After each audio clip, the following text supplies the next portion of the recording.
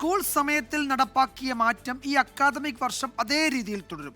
സമസ്ത ഉൾപ്പെടെയുള്ള മതസംഘടനാ നേതാക്കളുമായി നടത്തിയ ചർച്ചയിൽ സമവായമായി. അടുത്ത വർഷം ചർച്ചകൾ നടത്താമെന്ന് മന്ത്രി ഉറപ്പു നൽകിയതായി സമസ്ത നേതാക്കൾ അറിയിച്ചു.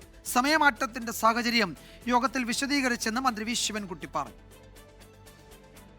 അക്കാദമിക് വർഷം 1100 മണിക്കൂർ ക്ലാസുകൾ ലഭിക്കാനായി വിദഗ്ധ സമിതി റിപ്പോർട്ടിന്റെ അടിസ്ഥാനത്തിലായിരുന്നു രാവിലെ 15 മിനിറ്റും വൈകുന്നേരം 15 മിനിറ്റും വർദ്ധിപ്പിച്ചത്. മതസംഘടനകളുടെ എതിർപ്പുയർന്ന സാഹചര്യത്തിലാണ് വിദ്യാഭ്യാസ മന്ത്രി ചർച്ച നടത്തിയത്. തീരുമാനത്തിൽ മാറ്റമില്ലെന്നും പരാതിയുള്ളവർക്ക് കോടതിയിൽ പോകാമെന്നും വിദ്യാഭ്യാസ മന്ത്രി വി ശിവൻകുട്ടി. ഇപ്പോൾ എടുത്ത തീരുമാനങ്ങളുമായി മുന്നോട്ട് പോകാനാണ് ഗവൺമെൻറ് തീരുമാനിച്ചിട്ടുള്ളത്. അടുത്ത അക്കാഡമിക് ഇയറിൽ പരാതികൾ ആർക്കെങ്കിലും ഉണ്ടെങ്കിൽ നൽകിയാൽ ആ സമയത്ത് അപ്പോൾ നമുക്ക് അന്നത്തെ സാഹചര്യം വെച്ച് നമുക്ക് പരിശോധിക്കാം. ഗവൺമെൻറ്റിന് ഒരു വ്യത്യസ്തമായ അഭിപ്രായമില്ല. പക്ഷേ ഇപ്പോൾ എടുത്ത തീരുമാനവുമായി ഗവൺമെൻറ് മുന്നോട്ട് പോകാൻ തന്നെയാണ് തീരുമാനിച്ചിട്ടുള്ളത്. ചർച്ചയിൽ സമവായത്തിലെത്തിയെന്ന് സമസ്ത നേതാക്കൾ. ഈ വർഷം ഇംപ്ലിമെന്റ് ചെയ്തു പോയി. അടുത്ത വർഷത്തേക്ക് ഇതിന് മാറ്റം വരുത്താൻ നമുക്ക് കൂടിയിരുന്നിട്ട് ചർച്ച ചെയ്തിട്ട് മാറ്റം വരുത്താമെന്ന് പറഞ്ഞിട്ടുണ്ട്. ഉറപ്പ് മന്ത്രി നമുക്ക് തന്നിട്ടുണ്ട്.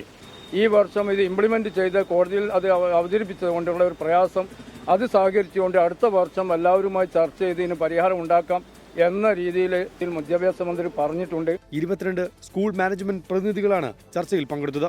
24 തിരുവനന്തപുരം.